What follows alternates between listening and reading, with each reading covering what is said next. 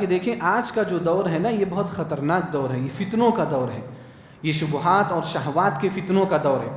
یہ جو دور ہے یہ فکری جنگ کا دور ہے، فکری جنگ۔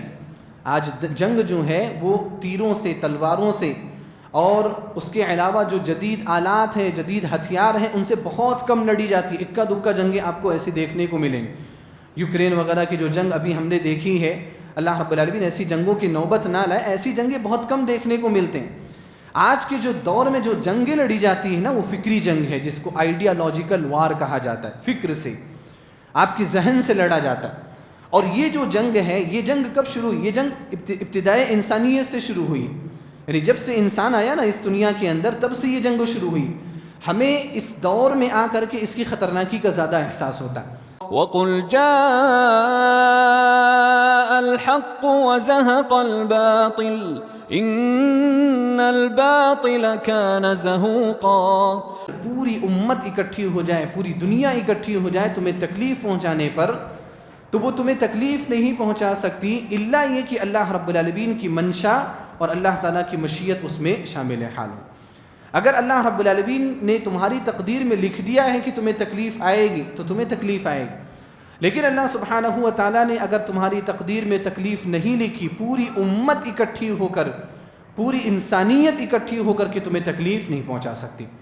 وَإِنِ اجْتَمَعُوا عَلَىٰ أَن يَنْفَعُوكَ بِشَيْءٍ لَمْ يَنْفَعُوكَ إِلَّا بِشَيْءٍ قَدْ كَتَبَهُ اللَّهُ لَكَ۔ اسی طریقے سے اگر پوری امت اکٹھی ہو کر کے تمہیں ذرہ برابر بھی کسی چیز کا فائدہ پہنچانا چاہے، پوری دنیا کے لوگ تمہیں ذرہ برابر بھی فائدہ نہیں پہنچا سکتے الا کہ وہ فائدہ جو فائدہ اللہ رب العالمین نے آپ کی تقدیر میں لکھ دیا ہے۔ رفعت الاقلام وجفت الصحف، نبی علیہ الصلوۃ والسلام نے فرمایا کہ قلم اٹھا لیے گئے، لکھنا بند ہو چکا ہے، تقدیر کو لکھا جا چکا ہے۔ وجفت الصحف، صحیفے خشک ہو چکے ہیں، اب نہ کوئی چیز لکھی جائے گی، نہ کوئی حذف ہوگا، نہ کوئی اضافہ ہوگا، ساری چیزیں تقدیر کی مکمل ہو چکی ہیں۔ نبی جناب محمد رسول اللہ صلی اللہ علیہ وسلم نے عبداللہ بن عباس رضی اللہ تعالی عنہما کو، جو چھوٹے بچے تھے، عقیدے کی یہ اہم اور بنیادی باتیں آپ صلی اللہ علیہ وسلم نے ان کو سکھائی۔ یہ اسوہ ہے ہمارے لیے، سنت ہے ہمارے لیے، یہ نبی صلی اللہ علیہ وسلم کا طریقہ ہے ہمارے سامنے کہ کیسے بچوں کو عقیدہ سکھانا ہے، کیسے بچوں کی تربیت کرنی ہے۔ عقیدے کے ساتھ ساتھ اخلاق اور معاملات بھی نبی صلی اللہ علیہ وسلم سکھایا کرتے تھے۔ عمر بن ابی سلمہ رضی اللہ تعالی عنہ جو نبی صلی اللہ علیہ وسلم کے ربیب بنے، ابو سلمہ ان کے والد کی وفات ہو گئی تھی، ان کی والدہ ام سلمہ رضی اللہ تعالی عنہا سے نبی صلی اللہ علیہ وسلم کی شادی ہوئی، تو عمر جو تھے رضی اللہ تعالی عنہ وہ ربیب تھے، جو نبی صلی اللہ علیہ وسلم کے گھر میں اپنی والدہ کے پاس ام سلمہ رضی اللہ تعالی عنہا کے پاس رہا کرتے تھے۔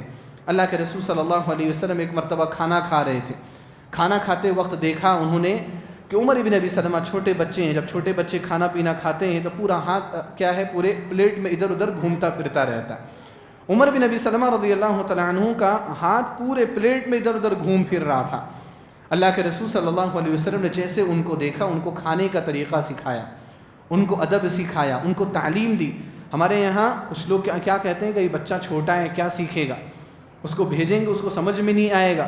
آپ نے دیکھا نا الحمدللہ کیسا تعلیمی مظاہرہ ہوا، کوئی بچہ آ رہا ہے، کوئی بچی آ رہی، قرآن کریم کی تلاوت آپ کے سامنے کر کے جا رہے ہیں، قرآن کریم کا ترجمہ پڑھ کے آپ کے سامنے جا رہے ہیں، کوئی حدیث پڑھ کے جا رہا ہے، کوئی حدیث کا مفہوم بتا کر کے آپ کو جا رہا ہے، کوئی دعائیں یاد کیا ہوا ہے، کسی نے اذکار یاد، کوئی پوری تقریر کر کے آپ کے سامنے گیا۔ کیا یہ جو چیزیں ہیں کیا ان کے لیے فائدہ مند نہیں ہے؟ ایک حدیث بھی اگر کوئی یاد کرتا ہے، ایک حدیث بھی، اور بچپن میں، تو وہ حدیث اس کے ذہن میں محفوظ ہو جاتی۔ کہا جاتا ہے کہ التعلم فی الصغر کالنقش فی الحجر، بچپن میں جو چیز سیکھی جاتی ہے نا وہ پتھر کی لکیر ہوتی ہے، جیسے پتھر پہ اگر آپ کوئی نشان بنا دیں وہ جلدی نہیں مٹتا، اسی طریقے سے اگر بچپن میں کوئی چیز سکھائی گئی نا بچوں کو تو وہ چیز ان کے ذہنوں سے جلدی اوجھل نہیں ہوتی۔ تو ہمارے یہاں کچھ لوگ جیسے سمر کورس ہیں یا اس کے علاوہ دینی تعلیم ہے یا اس کے علاوہ دروس ہیں، محاضرات ہیں، بچوں کو نہیں بھیجتے کہ بچہ کیا سمجھے گا۔ بچے ایک ایک چیز سن رہے ہوتے ہیں، سمجھ رہے ہوتے ہیں، اپنے ذہنوں میں بٹھا رہے ہوتے ہیں۔ اللہ کے رسول صلی اللہ علیہ وسلم نے اسی وجہ سے تو بچے کو سکھایا۔ آپ صلی اللہ علیہ وسلم نبی تھے اور آپ علیہ الصلوۃ والسلام سائیکلوجی کی بھی ماہر تھے، بچوں کی سائیکلوجی کیسی ہوتی ہے، بچوں کی نفسیات کیسی ہوتی ہے، تمام ڈاکٹروں سے زیادہ ہم سے اور آپ سے زیادہ اللہ کے رسول صلی اللہ علیہ وسلم اس سے واقف تھے، اس کے باوجود آپ صلی اللہ علیہ وسلم بچوں کو سکھا رہے ہیں۔ عمر بن ابی سلمہ رضی اللہ تعالی عنہما کی بات میں ذکر کر رہا تھا کہ ان کا ہاتھ پورے پلیٹ میں ادھر ادھر گھوم رہا ہے، نبی علیہ الصلوۃ والسلام نے پیارے انداز میں، اچھے انداز میں ان کو نصیحت کی، کہا یا غلام سم اللہ، اے بچے جب کھانا کھایا کرو نا تو بسم اللہ سے کھانا شروع کیا کرو، وکل بیمینک، اپنے داہنے ہاتھ سے کھانے کا آغاز کیا کرو، داہنے ہاتھ سے کھانا کھایا کرو، وکل مما یلیک، تمہارے قریب جو چیزیں ہیں نا ان چیزوں کو کھانے کی کوشش کیا کرو۔ اللہ کے رسول صلی اللہ علیہ وسلم نے بہترین انداز میں عمر بن ابی سلمہ رضی اللہ تعالی عنہما کی تربیت کی، اور اس تربیت کا اثر دیکھیے آپ، وہی جو میں نے کہا نا کہ لوگ بولتے ہیں کہ بچہ کیا سیکھے گا، ابھی اس کو سمجھا کر کے کیا فائدہ، بڑے ہونے کے بعد سیکھ جائے گا۔ عمر بن ابی سلمہ رضی اللہ تعالی عنہما بیان فرماتے، یہ حدیث کس نے بیان کی؟ انہوں نے خود بیان کی۔ اس حدیث کے راوی کون ہیں؟ خود وہ اس حدیث کے راوی ہیں، اور خود وہ اپنا عمل بتا رہے ہیں، فما زالت تلک طعمتی بعد، اس کے بعد سے میرے کھانے کا طریقہ وہی بن گیا جو نبی صلی اللہ علیہ وسلم نے بتایا تھا۔ سبحان اللہ، بچہ ہے لیکن وہ بچہ آبزرو کر رہا ہے، چیزوں کو سمجھ رہا ہے، چیزوں کو اپنے ذہن میں بیٹھا رہا ہے، کیسے کیا کام کرنا ہے، کیسے ادب کا مظاہرہ کرنا ہے، کیسے اخلاق مندی کا مظاہرہ کرنا ہے، اللہ کے رسول صلی اللہ علیہ وسلم نے ان کو سکھایا۔ تو مجھے بڑی خوشی اور مسرت ہوتی ہے ایسے پروگراموں میں جب بھی حاضر ہونے کا اور بچوں کے تعلیمی مظاہرے کو دیکھنے کا موقع ملتا ہے کہ الحمدللہ ہمارے یہاں بچوں کی تعلیم کے اعتبار سے سنجیدگی موجود ہے، ان کو سکھانے کا جذبہ موجود ہے۔ میں دعا کرتا ہوں کہ اللہ رب العالمین ان تمام لوگوں کو جزائے خیر عطا فرمائے جنہوں نے اس پروگرام کو منعقد کیا، اس پروگرام کو کامیاب بنایا، چاہے وہ معلمین اور معلمات ہوں، چاہے مسجد کے ذمہ داران ہوں، چاہے کوئی بھی ہوں، چاہے پیسوں کے ذریعے سے مدد کرنے والے ہوں، چاہے اپنے الفاظ اور اپنی نصیحتوں کے ذریعے سے مدد کرنے والے ہوں، اللہ رب العالمین ان تمام کو جزائے خیر عطا فرمائے اور اس عمل کو ان کے لیے ذخیرہ آخرت بنائے۔ یہ بڑی اچھی چیزیں ہیں جو ہماری مسجدوں میں ہو رہی۔ مسجدیں اسی لیے بنائی جاتی ہیں، مسجدیں صرف نماز پڑھنے کے لیے نہیں بنائی جاتی، مسجدیں پوری درسگاہ کی حیثیت رکھتی، مسجدیں تربیت گاہ کی حیثیت رکھتی ہیں۔ یہاں پر ہر ایک کی تربیت ہونی چاہیے، خواتین کی بھی تربیت ہو، مردوں کی بھی تربیت ہو، جوانوں کی تربیت ہو، نوجوانوں کی تربیت ہو، نونہالان امت اسلامیہ یعنی بچوں کی تربیت ہو۔ مسجدیں اسی لیے منعقد کی جاتی۔ میرے بھائی اور دوستو، الحمدللہ یہ تعلیم کا ماحول ہے اور یہ چیز اچھی ہے، جیسا کہ میں نے بار بار آپ کے سامنے ذکر کیا۔ ہمیں آج کے زمانے کے اعتبار سے اور زیادہ تعلیم کے میدان میں سنجیدگی کا مظاہرہ کرنا ہے، کیونکہ یہ جو دور ہے یہ دور بہت خطرناک دور ہے، شبہات اور شہوات کے فتنوں کا دور ہے۔ یہ جو دور ہے یہ فکری جنگ کا دور ہے، فکری جنگ۔ آج جنگ جو ہے وہ تیروں سے، تلواروں سے، اور اس کے علاوہ جو جدید آلات ہیں، جدید ہتھیار ہیں، ان سے بہت کم لڑی جاتی ہے۔ اکا دکا جنگیں آپ کو ایسی دیکھنے کو ملیں گی۔ یوکرین وغیرہ کی جو جنگ ابھی ہم نے دیکھی ہے، اللہ رب العالمین ایسی جنگوں کی نوبت نہ لائے، ایسی جنگیں بہت کم دیکھنے کو ملتے ہیں۔ آج کے جو دور میں جو جنگیں لڑی جاتی ہیں نا وہ فکری جنگ ہے، جس کو آئیڈیالوجیکل وار کہا جاتا ہے۔ فکر سے، آپ کے ذہن سے لڑا جاتا ہے۔ اور یہ جو جنگ ہے، یہ جنگ کب شروع ہوئی؟ یہ جنگ ابتدائے انسانیت سے شروع ہوئی، یعنی جب سے انسان آیا نا اس دنیا کے اندر تب سے یہ جنگ شروع ہوئی۔ ہمیں اس دور میں آ کر کے اس کی خطرناکی کا زیادہ احساس ہوتا ہے۔ حضرت آدم علیہ السلام اور ابلیس کے درمیان جو معاملہ ہوا، جس کا تذکرہ اللہ سبحانہ و تعالیٰ نے قرآن کریم کے اندر کیا ہے، وہ کیا ہے؟ وہ فکری جنگ ہے۔ حضرت آدم علیہ السلام کو اللہ رب العالمین نے مقام عطا کیا، مرتبہ عطا کیا۔ ابلیس کو حسد ہوا کہ اللہ تعالیٰ نے اس کو یہ مقام اور مرتبہ کیوں نہیں عطا کیا۔ اللہ رب العالمین نے حضرت آدم علیہ السلام کو چونکہ معزز کیا، مکرم کیا، مشرف کیا، شیطان نے ان کو ان کی عزت اور ان کے مقام اور مرتبے سے نیچے اتارنے کی کوشش کی، اور اس کے لیے کون سا حربہ استعمال کیا، کون سا طریقہ استعمال کیا؟ اسی فکری جنگ کا طریقہ استعمال کیا۔ اللہ رب العالمین نے سورہ طٰہٰ میں بیان فرمایا، فوسوس الیہ الشیطان، حضرت آدم علیہ السلام کے ذہن میں وسوسہ پیدا کیا، کس نے؟ شیطان نے۔ یہ وسوسہ یعنی ذہن میں شبہات پیدا کرنا، یہی فکری جنگ ہے۔ کیا کہا اس نے؟ قال یا آدم، اس نے کہا اے آدم، هل ادلک علی شجرۃ الخلد وملک لا یبلا، کیا میں آپ کو ایک ایسے درخت کے بارے میں نہ بتاؤں جو ہمیشگی والا درخت ہے، یعنی اگر آپ نے اس درخت کے پھل کو کھا لیا نا تو آپ ہمیشہ زندہ رہیں گے۔ وَمُلْكٍ لَا يَبْلَى، اور ایسی بادشاہت میں آپ کو بتانا چاہتا ہوں، دینا چاہتا ہوں جو بادشاہت آپ کی ختم نہیں ہوگی۔ اب انسان جو ہے، انسان ہونے کے ناحیے سے چاہے وہ کتنا بھی رتبے والا کیوں نہ ہو، ان سب چیزوں کے فراق میں آ جاتا ہے، ان چیزوں کا شکار ہو جاتا ہے۔ حضرت آدم علیہ السلام ابلیس کے وسوسے کا شکار ہوئے۔ حضرت آدم علیہ السلام اور حوا علیہ السلام ان دونوں نے اس درخت کا پھل کھایا جس درخت کے پھل کو کھانے سے اللہ رب العالمین نے منع کیا تھا، اور نتیجہ کیا ہوا؟ اللہ رب العالمین نے خود فرمایا فَعَصَىٰ آدَمُ رَبَّهُ فَغَوَىٰ، کہ آدم علیہ السلام نے اپنے رب کی نافرمانی کی اور وہ راہ سے بھٹک گئے۔ حضرت آدم علیہ السلام کیوں راہ سے بھٹکے؟ راہ سے بھٹکانے والی چیز کیا تھی؟ یہی فکری جنگ۔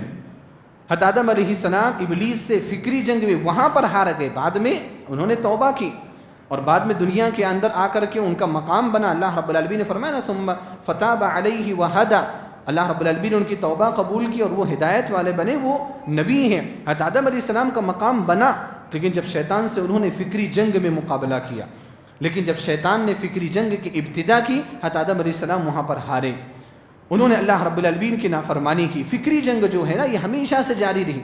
جتنے انبیاء کرام آئے، تمام انبیاء کرام کی قوموں نے خاص طور پر انبیاء کرام کا جو مقابلہ کیا نا، وہ فکری جنگوں سے مقابلہ کیا۔ حضرت نوح علیہ السلام، ہود علیہ السلام، صالح علیہ السلام، شعیب علیہ السلام، موسیٰ علیہ السلام، عیسیٰ علیہ السلام، جتنے بھی انبیاء کرام، ابراہیم علیہ السلام، ان تمام لوگوں کا مقابلہ ان کی قوم کے لوگوں نے کس سے کیا؟ فکری جنگ سے کیا۔ حضرت نوح علیہ السلام ان کو دعوت دیتے تھے، وہ حضرت نوح علیہ السلام کا مذاق اڑاتے تھے۔ اب مذاق اڑانا، کسی کا ٹھٹھا کرنا، کسی کا استہزاء کرنا، میں آپ کے سامنے مثال کے طور پر دین کی بات کر رہا ہوں، میں آپ کے سامنے کتاب و سنت کی بات کر رہا ہوں، آپ میں سے کوئی اٹھ کر کے میرا مذاق اڑانے لگے، اب میرا کیا معاملہ ہوگا؟ میں بول سکوں گا، میں ایک جملہ بھی نہیں بول سکوں گا۔ بشری تقاضے کے مطابق یا تو میں بیٹھ جاؤں گا، یا تو میں غصے میں آ کر کے اول فول بکنے لگ جاؤں گا، میں وہاں پر ہار جاؤں گا۔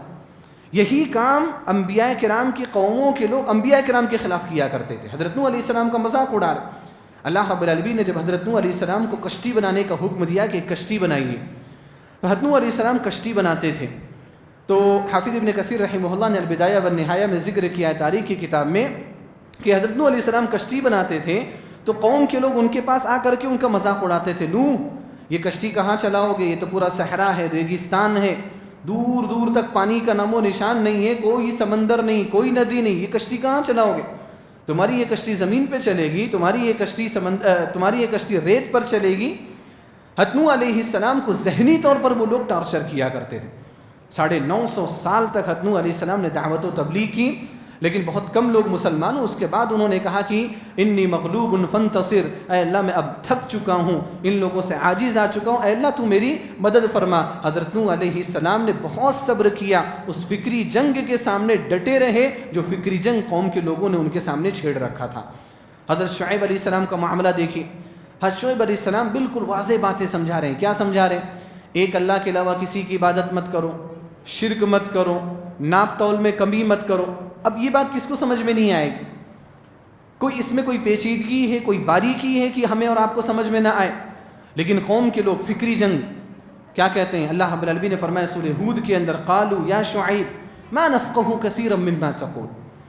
انہوں نے کہا کہ اے شعیب تم جو باتیں کہتے ہو نا، تمہاری اکثر باتیں تو ہمیں سمجھ میں ہی نہیں آتی کہ تم کہتے کیا ہو. کون سی باتیں نہیں سمجھ میں آ رہی؟ کیا بات کر رہے ہیں حضرت شعیب علیہ السلام جو ان کے پلے نہیں پڑ رہی؟ میں نے آپ کو سامنے ذکر کیا نا، حضرت شعیب علیہ السلام کی دعوت کے جو اہم نکات ہیں میں نے آپ کے سامنے ذکر کیا کہ ایک تو اللہ تعالیٰ کی توحید کو اختیار کرو، اللہ کے علاوہ کسی کی عبادت مت کرو، اللہ کے ساتھ شرک مت کرو، ناپ تول میں کمی مت کرو، اللہ تعالیٰ نے جو رزق تمہیں دیا اس پر راضی ہو جاؤ، حرام کی طرف مت جاؤ. اب اس میں کون سی باتیں سمجھ میں نہ آنے والی؟ لیکن قوم کے لوگوں کو معلوم تھا کہ حضرت شعیب علیہ السلام ایسے ماننے والے نہیں ہیں. ان کے ذہن کو پریشان کرنا ہے، منتشر کرنا ہے. یا شعیب ما نفقه كثيرا مما تقول وانا لنراك فينا ضعيفا. ساتھ میں کیا بول رہے ہیں؟ ہم اپنے درمیان آپ کو کمزور سمجھتے ہیں. آپ کے پاس کیا طاقت ہے؟ آپ کے پاس کیا قوت ہے؟ اب آپ یہاں پر غور کریں، کیا شعیب علیہ السلام نے لڑنے کی بات کی ان سے کہ آ جاؤ دو ہاتھ کر لیتے ہیں؟ انہوں نے آستین سمیٹا، آ جاؤ لڑائی کر لیتے. شعیب علیہ السلام نے ان سے لڑنے کی بات بھی نہیں کی، ان سے مقابلہ کرنے کی بات بھی نہیں کی. پھر یہ بات کیوں کہی جا رہی وَإِنَّا لَنَرَاكَ فِينَا ضَعِيفًا؟ ہم آپ کو اپنے درمیان کمزور سمجھتے ہیں. حضرت شعیب علیہ السلام نے کبھی جسمانی طاقت اور قوت کی بات تو نہیں کی نا. وہ ہمیشہ دعوت کی بات کر رہے ہیں, تبلیغ کی بات کر رہے ہیں, توحید کی بات کر رہے ہیں, لیکن ان کے سامنے, حضرت شعیب علیہ السلام کے سامنے یہ جملہ بولنا حضرت شعیب علیہ السلام کو کمزور کرنے کے لیے تھا. اور ساتھ میں وہ بھی کہتے تھے وَلَوْلَا رَحْتُكَ لَرَجَمْنَا وَمَا أَنْتَ عَلَيْنَا بِعَزِيزٍ, اگر یہ تمہارے قبیلے کے لوگ نہ ہوتے نا تو ہم تمہیں پتھر سے مار کر کے ہلاک کر دیتے, اور تمہارا کام تمام کرنا ہمارے لیے کوئی مشکل کا کام نہیں ہے, کوئی بڑا کام نہیں ہے. تمہیں ختم کرنا یہ چٹکیوں کا کام ہے, یہ سیکنڈوں کا کام ہے, تمہیں یوں ہی ختم کر سکتے ہیں. حضرت شعیب علیہ السلام ختم کرنے کی بات نہیں کر رہے ہیں. حضرت شعیب علیہ السلام لڑائی کی بات نہیں کر رہے ہیں. حضرت شعیب علیہ السلام جنگ کی بات نہیں کر رہے ہیں, لیکن ان کے قوم کے لوگ فکری جنگ کے ذریعے سے حضرت شعیب علیہ السلام کے ذہن کو کمزور کرنے کی کوشش کر رہے ہیں. یہی فکری جنگ ہمارے نبی جناب محمد رسول اللہ صلی اللہ علیہ وسلم کے دور میں دیکھنے کو ملتی ہے. آپ صلی اللہ علیہ وسلم نے جب دعوت کا آغاز کیا تو ظاہری طور پر, جسمانی طور پر نبی صلی اللہ علیہ وسلم کا وہ لوگ کچھ بھی نہیں کر سکتے تھے, کیونکہ آپ صلی اللہ علیہ وسلم کا خاندان بڑا تھا, قریش کے خاندان کے تھے, اور نبی صلی اللہ علیہ وسلم جن کی تربیت میں تھے ابو طالب, وہ سردار سمجھے جاتے تھے ان لوگوں کے. ان کے اشارے کے بغیر, ان کی اجازت کے بغیر وہ لوگ کوئی کام نہیں کر سکتے تھے. تو اللہ رب العالمین نے جسمانی اعتبار سے نبی جناب محمد رسول اللہ صلی اللہ علیہ وسلم کو سیکورٹی عطا کر دی, اور وہ لوگ جسمانی اعتبار سے نبی علیہ السلام کو تکلیف نہیں پہنچا سکتے تھے. تو یہی جو فکری جنگ ہے نا, فکری جنگ کی راہ انہوں نے کھول دی. اب نبی صلی اللہ علیہ وسلم کو کیا بولتے ہیں؟ آپ مجنون ہیں, دیوانے ہیں. اب آپ دیکھو, آپ یہ لفظ بار بار سنتے ہیں نا کہ مجنون نبی صلی اللہ علیہ وسلم کو کہا جاتا تھا. ابھی کتنا خطرناک لفظ ہے. آپ اچھی بات کر رہے ہو, کسی کو سمجھا رہے ہو, آپ کسی کی دنیا اور آخرت کو سنوارنے کی بات کر رہے ہو, اور وہ بولے کہاں سے آگے آپ پاگل کس طرح کی باتیں کر. جیسے مجنون ہے پاگل, اس کا ترجمہ اپنے آپ پاگل ہے. کسی کو اگر پاگل بولا جائے, کیسا اس کے اندر غصہ پیدا ہوتا ہے, کیسے وہ شخص کمزور پڑے گا, کیسے وہ شخص اپنے مقصد کو بھول جائے گا. نبی علیہ السلام کو پاگل کہا کرتے تھے یہ لوگ.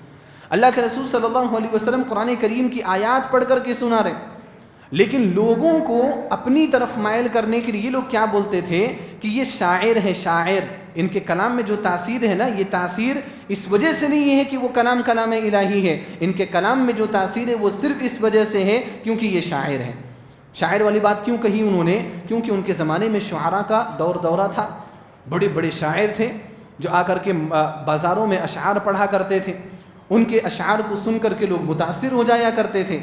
تو اب لوگوں کو سمجھ میں نہیں آیا کہ کیسے اب نبی علیہ السلام کی بات سن کر کے بھی متاثر ہو رہے ہیں, حالانکہ وہ شعر نہیں ہے, وہ کیا ہے؟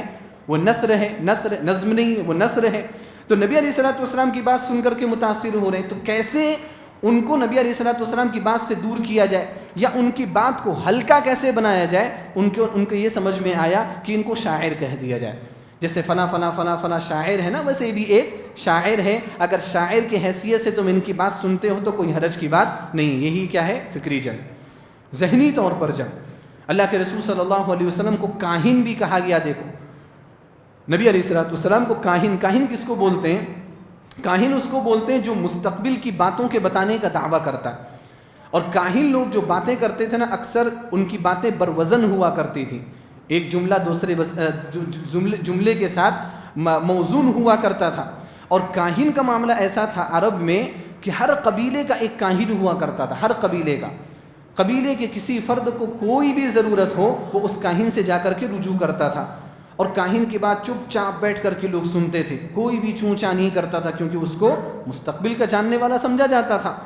تو اللہ کے رسول صلی اللہ علیہ وسلم کی باتوں کا اثر کچھ لوگوں پر کاہن بلکہ کاہنوں سے زیادہ ہو رہا تھا, کیونکہ وہ کلام الہی ہے. تو اللہ کے رسول صلی اللہ علیہ وسلم کی باتوں سے ہٹانے کے لیے ان لوگوں نے کیا کہا؟ جب شاعر والی بات نہیں چلی تو کاہن کہنا شروع کر دیا.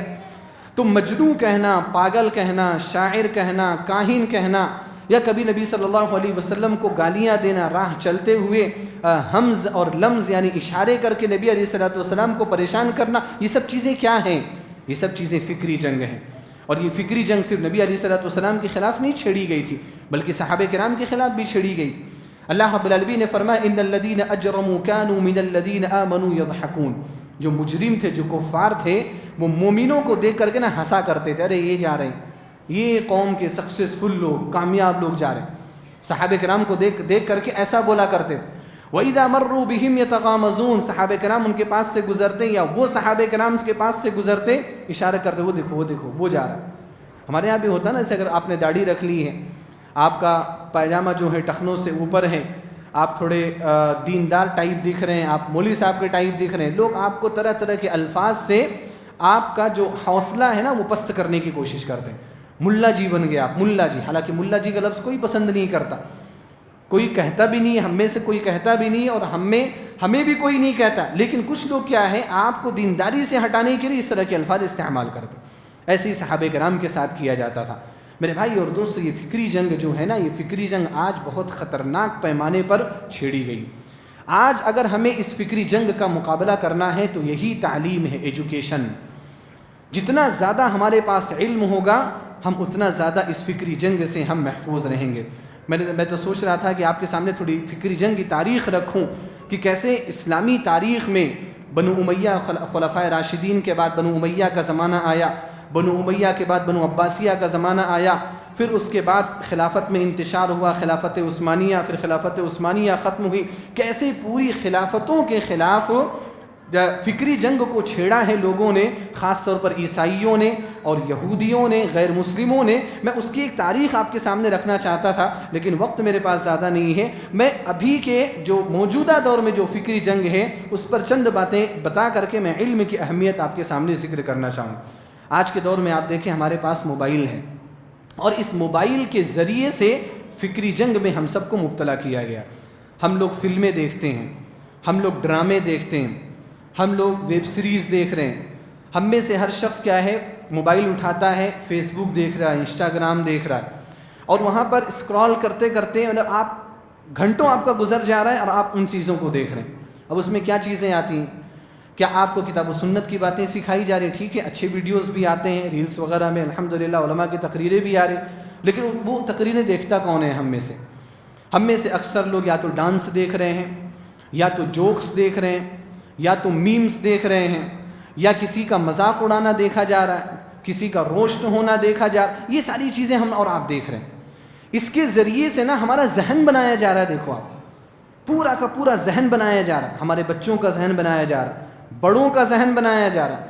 آج ہمارے یہاں جو علمی انحراف، منہجی انحراف دیکھنے کو مل رہا ہے، یا دین سے دوری جو دیکھنے کو مل رہی ہے نا، اس کا بڑا سبب یہ موبائل ہے۔ اس کے ذریعے سے ہمیں فکری جنگ میں مبتلا کیا گیا۔ آج کیا ہے، فلم کے ذریعے سے نا کسی بھی باطل سے باطل چیز کو حق بنا کر کے پیش کیا جا سکتا ہے۔ اب آپ دیکھ سکتے ہیں نا، اب اپنے ہندوستان کی تاریخ، کتنی اچھی تاریخ۔ ہمارے یہاں تقریباً 800 سال تک مسلمانوں نے حکومت کی، مسلمان بادشاہوں نے، اور مسلمان بادشاہوں میں ایک سے ایک بادشاہ گزرے۔ اب بادشاہوں کی عمر دیکھو، آج ہمارے یہاں کسی نیتا کو 3 سال 4 سال 5 سال نا اپنی مدت گزارنا مشکل ہو جاتا ہے۔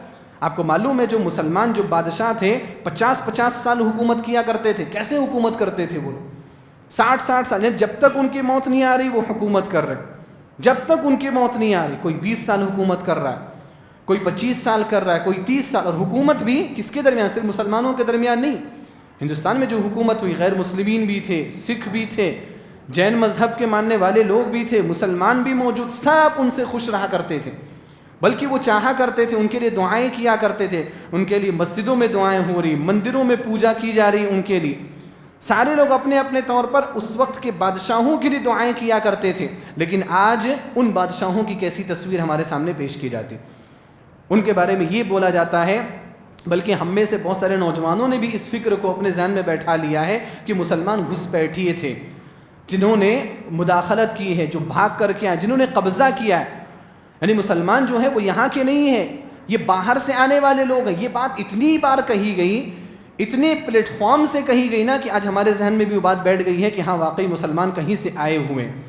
حالانکہ آپ دیکھیں، آپ در نسل ہماری پیڑھیاں یہاں پر ملتی ہیں، ہمارا شجرہ یہاں پر ملتا ہے، ہمارا نسب یہاں پر ملتا ہے، لیکن فکری جنگ میں مبتلا ہونے کی وجہ سے آج ہم خود اپنی تاریخ پر شک کرنے لگے۔ آج خود ہم اپنے اسلام اور مسلمانوں کے اخلاق اور عادات اور اطوار پر شک کرنے لگے۔ یہ فکری جنگ میں ہم مبتلا ہو رہے ہیں۔ کیسے؟ فلموں کے ذریعے سے ایک فلم بنائی جا رہی، کسی بادشاہ کو ظالم دکھایا جا رہا کہ فلاں بادشاہ تھا، ظالم تھا، ایسے کرتا تھا، ویسے کرتا تھا، ہم نے فلم دیکھ لی، ہمارا ذہن ویسا بن گیا۔ اگر نہیں بھی بنانا تب بھی کچھ نہ کچھ نفرت کا جذبہ تو دل کے اندر پیدا ہو گیا۔ ایسے ہی سارے امور میں، چاہے وہ قرآن کا مسئلہ ہو، حدیث کا مسئلہ ہو، نبی صلی اللہ علیہ وسلم کا مسئلہ ہو، یا اس کے علاوہ اسلامی تعلیمات کا مسئلہ ہو، تمام چیزوں کے اوپر حملے کیے جا رہے ہیں، اور ان حملوں کے درمیان ہم لوگ شکار ہوتے چلے جا رہے ہیں۔ اب دیکھو شادی جو ہے کتنی بہترین سنت ہے، تمام انبیاء کرام کی سنت رہی ہے۔ شادی جو ہے وہ انسان کے لیے ضروری ہے۔ اللہ رب العالمین نے حضرت آدم علیہ السلام کو پیدا کیا، ان کے لیے حضرت حوا علیہ السلام کو پیدا کیا، لیکن موبائل کے ذریعے سے شادی کو کیسے دکھایا جاتا ہے آپ کے سامنے؟ شادی کو بالکل مذاق بنا کر کے رکھ دیا گیا کہ جو شادی کرتا ہے وہ قید ہو جاتا ہے، شادی کرنے سے آزادی چھن جاتی ہے، شادی کرنے سے انسان بوڑھا ہو جاتا ہے، شادی کرنے سے انسان ڈپریشن کا شکار ہو جاتا ہے۔ اب شادی کے خلاف جوکس بنائے جاتے ہیں، ہم بھی ان کو دیکھتے ہیں، ہم بھی ہنستے ہیں، دوسروں کو بھی ہنساتے ہیں، دوسروں کو بھی فارورڈ کرتے ہیں، اور ہم اس کے پیچھے جو مقصد ہے نا لوگوں کا، اس مقصد کو نہیں سمجھ پا رہے۔ لوگ کیا چاہتے ہیں؟ لوگ یہ چاہتے ہیں نا کہ ہم حلال طریقے سے اپنی خواہش کو پورا نہ کر کے حرام طریقے سے اپنی خواہش کو پورا کریں، یہ لوگ چاہتے ہیں۔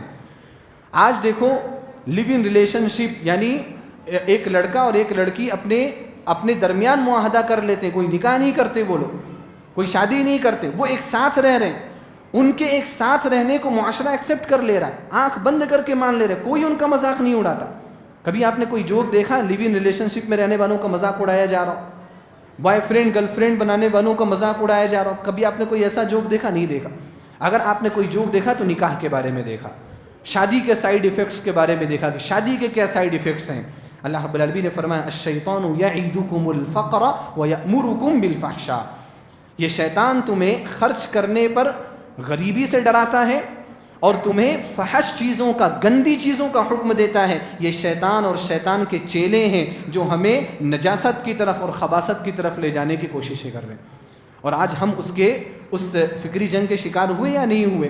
ہمارے یہاں مسلمانوں میں ایک رسم تھی، ایک رواج تھا جو اچھا تھا، ایک طریقہ تھا کہ ہمارے یہاں جب بچہ بالغ ہوتا تھا اس کی شادی کر دی جاتی تھی۔ پہلے کے زمانے کی بات کر رہا ہوں میں، ابھی بھی جو لوگ بھی پرانے ہیں آپ ان سے پوچھیں ان کی شادیاں کب ہوئی ہیں، کوئی بولے گا 16 سال کا تھا میں شادی ہو گئی تھی، 18 سال کا تھا میں شادی ہو گئی تھی، 20 سال کا تھا میں شادی ہو گئی تھی۔ آج ہمارے یہاں شادیوں کا کیا معاملہ ہے؟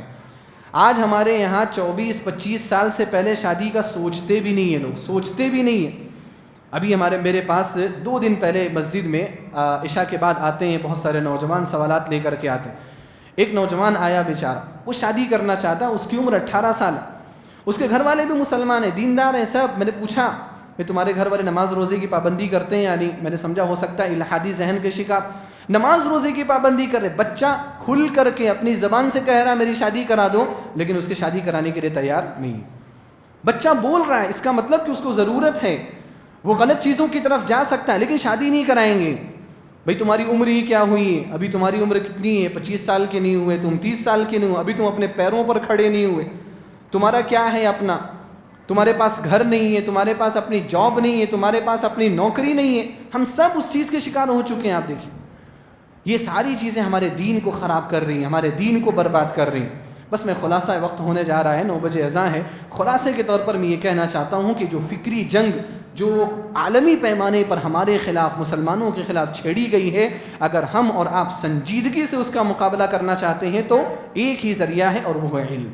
جتنا زیادہ علم ہم سیکھیں گے، جتنا زیادہ ہم علم اپنے گھر والوں کو، بچوں کو، بچیوں کو سکھائیں گے، ہم اتنا زیادہ اس فکری جنگ کا مقابلہ کر سکتے ہیں۔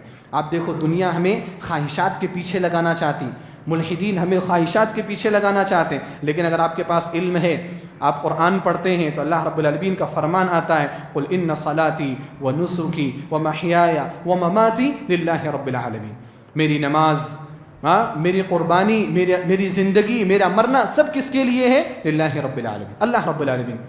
دنیا کتنی بھی کوشش کر لے، اگر آپ قرآن پڑھتے ہیں میری زندگی اللہ تعالیٰ کے لیے، اللہ نے مجھے پیدا کیا، اللہ کی عبادت مجھے کرنی ہے، وَاعْبُدْ رَبَّكَ حَتَّى يَأْتِيَكَ الْيَقِينُ، موت آنے تک اللہ تعالیٰ کی عبادت کرنی ہے۔ اگر یہ قرآن کی تعلیم ہمارے ذہنوں میں ہے تو لوگوں کی جو فکر ہے نا وہ فکر ہمارے ذہنوں میں داخل نہیں ہو پائے۔ اگر لوگ یہ آپ کو شادی سے بہکانے کی کوشش کریں گے، قرآن کریم کی دوسری آیت آئے گی وَلَقَدْ أَرْسَلْنَا رُسُلًا مِّن قَبْلِكَ وَجَعَلْنَا لَهُمْ أَزْوَاجًا وَذُرِّيَّةً، اے نبی علیہ الصلوۃ والسلام، ہم نے آپ سے پہلے جتنے رسول بھیجے تمام کو بیوی بچوں والا بنایا۔ نبی علیہ الصلوۃ والسلام کی حدیث آ جائے گی، اے نوجوانوں کی جماعت، تم میں سے جو نکاح کرنے کی طاقت رکھتا ہے وہ نکاح کر لے، کیونکہ نکاح کرنا اس کے نکاح کو نیچی کرے گا، اس کے شرمگاہ کی حفاظت کا ذریعہ بنے گا۔ قرآن سیکھا آپ نے، حدیث آپ نے سیکھا، لوگ کتنا بھی آپ کو شادی سے دور کرنے کی کوشش کریں گے، آپ شادی کریں گے، آپ اپنے نظروں کی حفاظت کریں گے، آپ اپنے شرمگاہ کی حفاظت کریں گے، صرف کس بنا پر؟ علم کے بنا۔ علم کے بغیر کچھ بھی نہیں ہے، دیکھیے علم کے بغیر کچھ بھی نہیں ہے، اس لیے علم حاصل کریے۔ اور علم حاصل کرنے کا معنی صرف یہ نہیں کہ جو بچے ہیں میں ان کے بارے میں کہہ رہا ہوں کہ وہ مدرسے میں جائیں علم حاصل کریں، جتنے بھی مخاطب ہیں، مرد ہیں، خواتین ہیں، بچیاں ہیں، بچے ہیں، سب کو علم حاصل کرنا ہے۔ ہاں یہ بات ہے کہ علم حاصل کرنے کا طریقہ الگ الگ ہے۔ آپ بچیوں کو عالم اور عالمہ بنانے کی کوشش کریے آپ، کیونکہ دینی علم اگر آپ نہیں سکھائیں گے نا تو زمانہ اتنی تیزی سے بدل رہا ہے اور اتنی تیزی سے فتنے آ رہے ہیں نا کہ آگے والی نسل کو اپنی عزت بچانا اور اپنا دین بچانا بہت مشکل ہو جائے گا۔ اگر ہم نے ان کو عالمیت کی تعلیم نہیں دی، میں نہیں کہہ رہا ہوں کہ آپ عالم بنائیں اور مسجد کا امام بنائیں، آپ عالم بنائیں، اس کے بعد کچھ بھی کرائیں، لیکن علم اس کو دیں، حدیث پڑھائیں آپ اس کو، تاکہ اس کے ذہن میں حدیث اور قرآن کی محبت ہو۔ یہ ان کے لیے ہے جو ابھی پڑھنے کی عمر میں ہیں، اور جو پڑھنے کی عمر میں نہیں ہے، جو بڑی عمر کے ہیں، جو بزنس کر چکے ہیں، آپ لوگوں کو بھی علم حاصل کرنا ہے۔ وقت نکالیے آپ وقت نکالیے اپنے ہفتے میں، جیسے آپ کھانا کھانے کے لیے وقت نکالتے ہیں، آپ جیسے گھومنے پھرنے کے لیے وقت نکالتے ہیں، آپ جیسے شادیوں کو اٹینڈ کرنے کے لیے، کوئی ولیمہ چھوٹتا ہے آپ سے؟ ولیمے کی دعوت ہے، چھوٹتا ہے؟ نہیں چھوٹتا۔ ولیمے کی دعوت اگر ہے نا تو اپنی نہیں بھی نہیں، دوست کی ہے نا تو اس کے ساتھ چلو بھائی ٹھیک ہے جائیں گے۔ دوست نے بولا میری دعوت ہے، میری تو دعوت ہے، تو کیا ہوا چلو نا، جا کر کیا جائیں گے؟ درس میں بلایا جائے تو نہیں آئیں گے۔ جیسے ان چیزوں کے لیے ہمارے پاس وقت ہے نا، ویسے علم کے لیے ہمارے پاس وقت ہونا چاہیے۔ یہ جمعہ کے خطبات بہت اہم ہیں۔ ہمارے یہاں کچھ لوگ اخیر میں آتے ہیں اور چلے جاتے ہیں، کیا سیکھا آپ نے بھائی؟ آپ جمعے کے خطبات کو اٹینڈ کریے، شروع سے اخیر تک بیٹھیے، دروس علماء جو آپ کے پاس آتے ہیں ان علماء کے پاس بیٹھ کر کے آپ علم سیکھیے، آپ ان سے آپ کتابیں پڑھیے، آپ ان سے سوالات کریے، اور یقین جانیے آپ کی علم حاصل کرنا آسان نہیں ہے۔ میں جو بول رہا ہوں نا آپ کو لگ رہا ہوگا کہ بھائی بہت مشکل چیز ہے، میں کیسے سیکھوں گا؟ میں بھی بول رہا ہوں کہ وہ مشکل چیز ہے، آسان نہیں ہے، لیکن اس کے لیے صبر کرنا پڑے گا، اس کے لیے صبر کرنا پڑے گا۔ صبر کریں گے تو آپ کو اس کا صلہ ملے گا۔ آپ دکان میں بیٹھتے ہیں نا، دکان کھول کر کے صبح 9 بجے آپ دکان کھولتے ہیں، رات کو 9-10 بجے دکان بند کرتے ہیں، کیا ہمیشہ جیسے آپ دکان کھولتے ہیں کسٹمر آنے لگتے ہیں آپ کی دکان پہ؟ کبھی کبھار ایسا ہوتا ہے کہ پورا دن گزر گیا کوئی بھی نہیں آیا، کچھ دکانوں کا معاملہ ایسا، پھر بھی آپ بیٹھتے ہیں کہ نہیں بیٹھتے؟ آپ کیوں بیٹھتے ہیں؟ آپ پیسہ آ رہا ہے، فائدہ آ رہا ہے آپ کو نا، آپ صبر کر رہے ہیں، صبر کا مظاہرہ کر رہے ہیں، کس کے لیے؟ تھوڑے سے روپیوں کے لیے، ضروری ہے آپ کے لیے، آپ کریے وہ کام، میں اس سے منع نہیں کر رہا ہوں، لیکن آپ اسی کو قیاس کریے آپ اپنی زندگی میں، کہ جیسے میں روپیوں پیسوں کے لیے اتنا صبر کا مظاہرہ کر رہا ہوں، میرا دین تو اس سے زیادہ مقدم ہے، مجھے اس کے لیے اور زیادہ صبر کرنے کی ضرورت ہے، مجھے اس کے لیے اپنے آپ کو درس میں باندھ کر کے بیٹھانے کی ضرورت ہے، تاکہ مجھے علم ملے، تاکہ قرآن کریم اور حدیث ملے، میں اس کو سیکھوں اور اس کے مطابق اپنی زندگی کو میں اچھا بناؤں۔ میں یہ چند باتیں آپ کے سامنے رکھنا چاہتا تھا اس سمر کورس کے حوالے سے، کہ ایسے جو کورسز ہیں ان کو کرتے رہیے آپ لوگ، ان کو جاری رکھیے آپ، انشاءاللہ ان کا ابھی بھی رزلٹ اچھا ہے اور بہترین رزلٹ انشاءاللہ آئندہ کے دنوں میں آنے والا ہے سب کے لیے۔ جیسے الحمدللہ مجھے خوشی ہوئی کہ تعلیم بالغان کا بھی انتظام ہے، بڑی عمر کی خواتین کی بھی تعلیم کا ہے، مردوں کی بھی تعلیم کا انتظام ہے اس مسجد کے اندر۔ تو یہ جو اچھے سنہرے مواقع ہیں ان مواقع سے استفادہ کرنے کی آپ لوگ کوشش کریے، کیونکہ علم کے بغیر ہماری زندگی نہیں ہے، ہماری حیات نہیں ہے، ہمارا دین اور ہمارا اسلام نہیں ہے۔ اللہ رب العالمین سے میں دعا کرتا ہوں الہ العالمین تو ہم سب کو علم نافع حاصل کرنے کی توفیق عطا فرما اور سیکھے ہوئے علم پر عمل کرنے کی توفیق عطا فرما۔ اللہم علمنا ما ينفعنا وانفعنا بما علمتنا وزدنا علما، آمین۔ وآخر دعوانا ان الحمد للہ رب العالمین، والسلام علیکم ورحمۃ اللہ وبرکاتہ۔